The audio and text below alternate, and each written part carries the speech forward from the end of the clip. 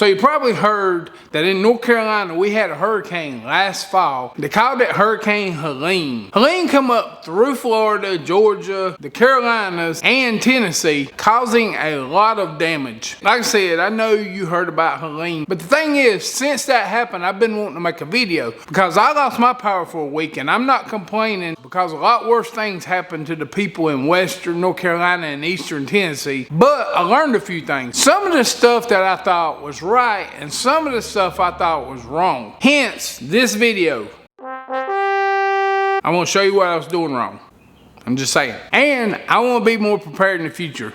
So, let's get started. So the next day after the hurricane hit, I rode to Harbor Freight, I rode to Lowe's Hardware, and of course all the generators were gone, all the flashlights were gone, all the propane was gone.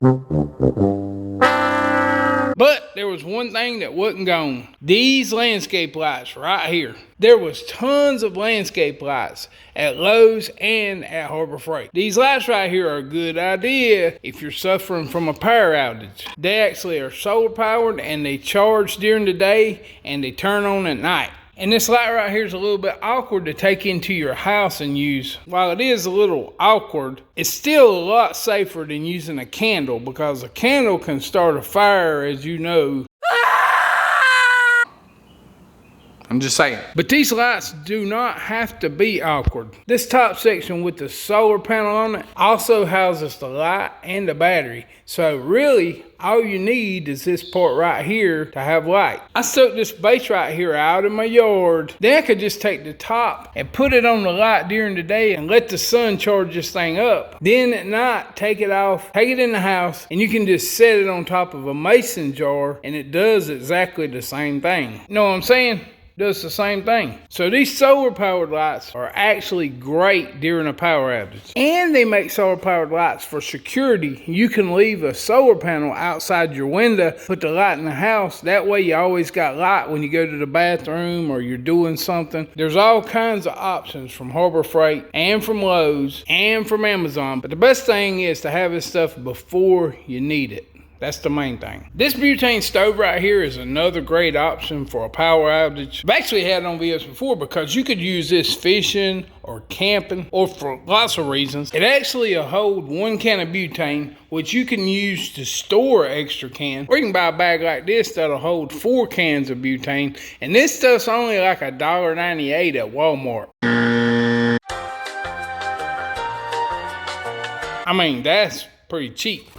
You know what I'm saying? And I like that it has a case to keep it in. That way I can keep it stored and cleaned and put up just for an emergency. After the hurricane hit us, we actually had a gas grill and we was lucky that our grill has a burner on it. So we used that burner to cook and to boil water because we didn't have one of these butane stoves, but now we do, and I'm gonna put it up just in case something happens again. I just like that I can have this just in case of an emergency and it don't take up much room. Plus, the cool thing about butane and propane is they have like a 12-year shelf life. So this is not like gasoline. It's not going to go bad just from sitting on the shelf. So get you a butane burner. Oh yeah, and by the way, speaking of butane burners, they also make heaters for butane burners. It looks like a metal can, and what it is, it has different layers, and as the butane burns, it heats up that metal, and it basically will turn a butane burner like this into a heater. And that would be great if you had a power outage during the cold months. You could double this thing as a heater or a cooker, and that's a good idea too. Now, speaking of cold weather, a Mr. Buddy heater is probably most people's go-to to keep warm. I mean, they do work great. All you do is screw a little propane ball right here, and then you turn this thing down and it locks in, hooks to this magnet right here, and you got a heater that works. And you really should keep an alternate source of heat on hand just in case of an emergency. Personally, I bought the extra hose that you can get. This piece right here screws into this. Then you can put this on a big propane bottle, you know, like a 20-pound bottle of propane. That way this heater will run for hours.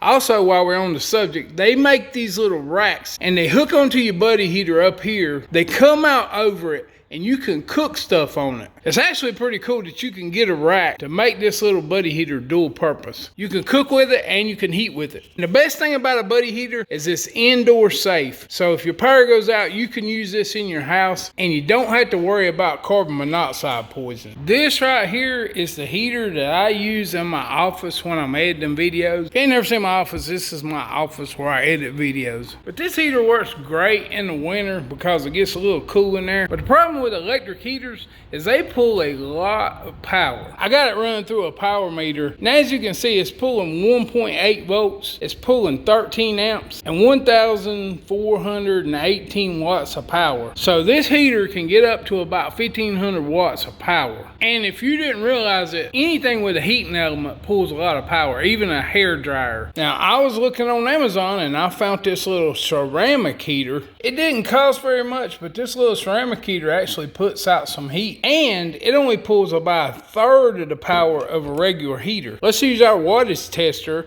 and find out. It's averaging about 470 watts, but the wattage is going to constantly go up and down on the heater. By averaging around 470 is not bad. That's only 1/3 of our regular heater. And you're probably asking yourself, why is he talking about electric heaters for a power outage? That don't make a lot of sense. It's because I'm talking about power stations. You watch my channel much, we talk a lot about power stations. Now, I'm a big fan of EcoFlow, and this is an EcoFlow power station. I've actually got 2 of these, but they're pretty dang expensive. I mean, I'm gonna be honest, they're pretty expensive. I even have built power stations. I built one with the 1200 watt lithium battery, and it was pretty dang cool. If you've seen that video, if you ain't, you need to check it out. And I built another one out of an ammo box that had like over 300 watts. I think that battery was over 300 watts, but I ain't sure. But lately, this Pecron power station, I have been testing it out. Reason I've been testing it out is because compared to an EcoFlow power station, this one's a lot cheaper, and I want it to do good, and so far it has. But it doesn't really matter what kind of power station you're using. It really matters what you're using on it. So in a power outage, you want to use LED lights because they pull less power. You want to use heaters or something that pulls less power compared to a regular heater. You know what I'm saying? So I'm gonna hook the ceramic heater and I'm gonna hook the regular heater up to our power station. We're gonna see how long they'll last if this was a power outage, because we don't want to freeze to death in an emergency. So I'm cutting the heater on. Our power station is saying that this thing will run 2.7 hours. Like I said before, it's going to fluctuate because you see the wattage fluctuating on it. Now it's saying 2.8 hours. I'm guessing we might get 3 hours out of this heater. Maybe. Okay, so I got this other heater running. It's blowing out good heat. And this one is saying that it's going to run at 0.9 hours. So we're not even going to get an hour out of this. So 1 hour, 3 hours. I mean, that's a big difference. But the whole point of this part is that the power station is important, but what you're running on it is even more important. I mean, you don't want to be running a bunch of high-powered devices because you're going to kill your power station faster. Actually, when the hurricane hit and we lost power for a week, I just ran my refrigerator on these power stations. And one of these power stations right here will run a refrigerator for about 8 to 10 hours, maybe. I mean, depending on how much you're opening and closing it, I guess. But power stations, they're a great thing to have during a power outage. And I'd recommend looking into this Pecron because for the price, I mean, the bang for the buck's good. Something else that's cool about this one, you can lay your phone on top of it and charge it while you're running your refrigerator or whatever. It don't matter. You just lay your phone up there. Mine says fully charged. I need to replace my poor old phone. I done dropped that thing so many dang. Yeah, get you a power station. I mean, I don't care which kind you get. I'm not affiliated with anybody. You might even want to go check out that video where I built one if you want to. I mean, that was pretty cool. Now, while I wouldn't recommend running a heater on a power station, I mean, unless it was really an emergency and you was going to die, it's just not going to last very long. I want to show you an option that will keep you alive and keep you from freezing to death, and it'll work with a power station. That is an electric blanket. I just bought this electric blanket off of Amazon. It's just a regular old electric blanket. We're going to see how much power it pulls on high. You could drape it around you, and it'll keep you alive so you don't freeze to death. This electric blanket is gonna run for over 12 hours with this power station right here. And that right there is pretty dang awesome. But the most important thing that I learned during that hurricane is that you really need a generator. And here's the other thing. Let's say you had a generator like this. You had one propane bottle. You could crank this generator, run it for 2 hours, charge up your power station, then cut it off. Use the power station to run your refrigerator or whatever. 7 hours later, you could crank the generator again, charge up your power station again, cut it off. That way a bottle of propane will last you for days. And if you just happen to have more than one power station like me, it could last for weeks. Just one bottle of propane. Think about that. That's pretty cool. So obviously in a power outage, you really need a generator. And if you had a power station, that's just gonna make it that much better. Don't wait till the power's out to get one, because you're not gonna get one. And I know you're probably thinking, I got a solar power station, I don't need a generator. But the thing I found out during the hurricane was 3 days after that hurricane, it was cloudy. I mean, there was no sun for 3 days. Well, I learned it's very hard to charge a power station if there ain't no sun. So get yourself a generator. Now, of course, the obvious thing that you need during a power outage, it's really nice to have some candles. And these candles can get pretty expensive sometimes. I mean, they do sell cheap candles and they don't last real long. But you can get a bag of these wicks right here. All it is a candle wick.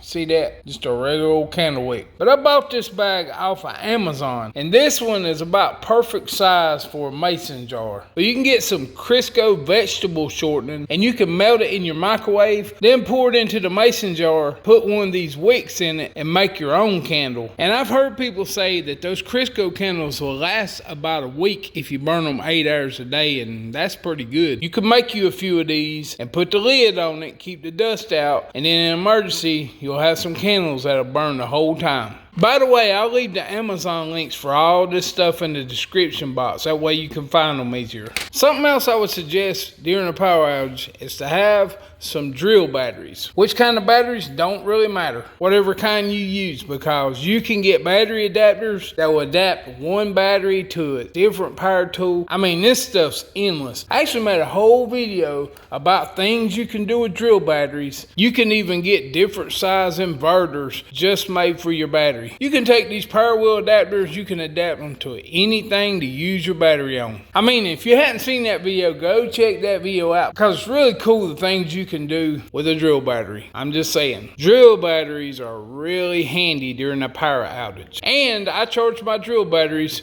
with my generator when the power was out. When the power was out, I also used to light in my kitchen with a drill battery. I set it on top of a cabinet, shined it on the ceiling, and it was just like having lights in there. Check out the drill battery video, and because there's a lot of neat tips on there too. And of course, obviously, you're going to need flashlights for an emergency. Flashlights or headlamps. Headlamps work out pretty handy because you can use your hands while you're using them. I think this headlamp was on one of my Harbor Freight videos. And as far as flashlights go, you can use any kind of flashlights you want. But I had a flashlight on a video a few years ago. It's been a while.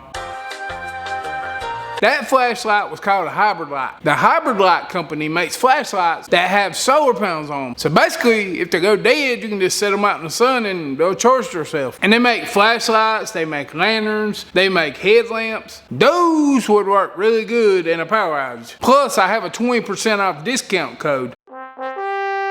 It is an affiliate link, so I get a little bit. But if you use it, you get 20% off. That's a pretty good daggum deal, I'm just saying. Well, there you have it. Some tips, some tricks, some things that might help you if you're ever in a power outage. And I hope you're not, but you probably will be, because that's just life. Hey, if you like this video, you're probably gonna like this video, or one of my videos. I mean, go to my channel page and check it out. You'll probably find something you like. Serious, go check it out, because this video is over.